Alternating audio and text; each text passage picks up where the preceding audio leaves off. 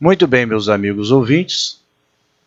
No vídeo anterior, o de número 22 e seu auxiliar, o EVS, o cérebro e a neurociência, ele nos dá aí uma ideia de que tudo o que percebemos e formatamos através de impulsos neurais, que são impulsos de origem biológica, química, física e ou a combinação destes, formam nossos pensamentos.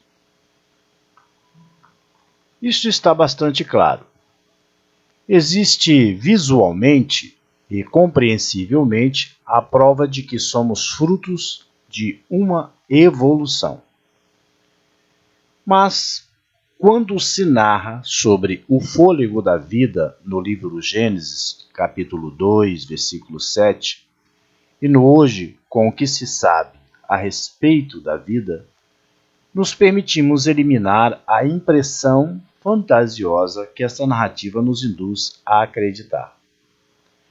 Aquela imagem de Deus semelhante de nós, ou até Jesus ajoelhado sobre o corpo de barro de Adão, soprando em suas narinas o fôlego da vida, nos induzindo a um criacionismo no hoje completamente descabido.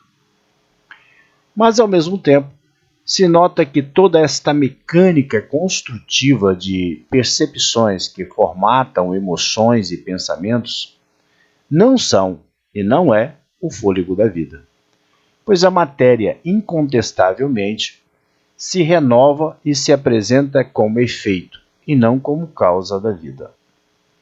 Então, nos vem o seguinte questionamento.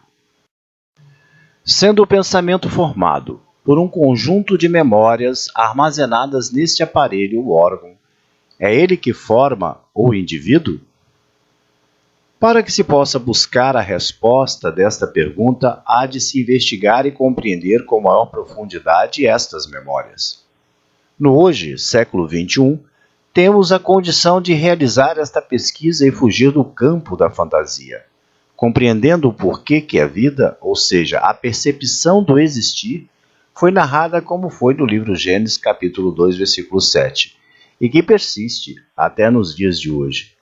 E assim sendo, considerações palpáveis, mensuráveis, podendo ser reproduzidas, ou seja, científicas, se tornam para aqueles que querem se libertar de algemas psíquicas seculares e compreender seu propósito especial, uma chave que abre estes cadeados.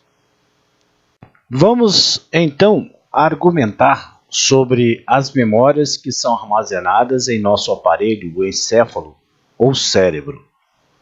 Como já argumentamos em vídeos passados, tudo o que percebemos e compreendemos está ligado a esta grande rede neural formada por neurônios, axônios e uma cadeia de proteínas e enzimas.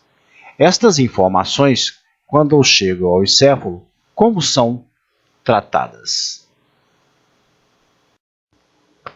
Muito bem, meus amigos, observa-se nesta figura ou imagem que o encéfalo com seus hemisférios, direito e esquerdo, se apresentam mapeados em áreas e que estas são iguais nos dois hemisférios. Nessas figuras se pode observar que estas áreas contemplam aí toda a extensão interna e externa do aparelho. Muito bem, então estas áreas elas são em número de 4, que se apresentam aí como falei aí nos dois hemisférios. Então nós temos os dois hemisférios, o lobo frontal, o parietal, o occipital e o temporal. Muito bem, então vamos começar a argumentar sobre o lóbulo frontal. Bom, o lóbulo frontal é localizado aí na parte aí da frente do cérebro, como a gente pode observar aí, que condiz com a testa, acontece aí o planejamento de ações e movimentos, bem como o pensamento abstrato. Nele estão incluídos aí o córtex motor e o córtex pré-frontal. Bom, então, de forma simplificada, nós vamos aí afirmar que nesta área do nosso encéfalo se realiza a formatação e o armazenamento de informações ligadas à motricidade, ou seja, aos movimentos do nosso corpo. Lembrando que nesta vista, nesta figura, nesta imagem, nós estamos apresentando apenas um hemisfério. Então isso se replica ao outro hemisfério também, ok?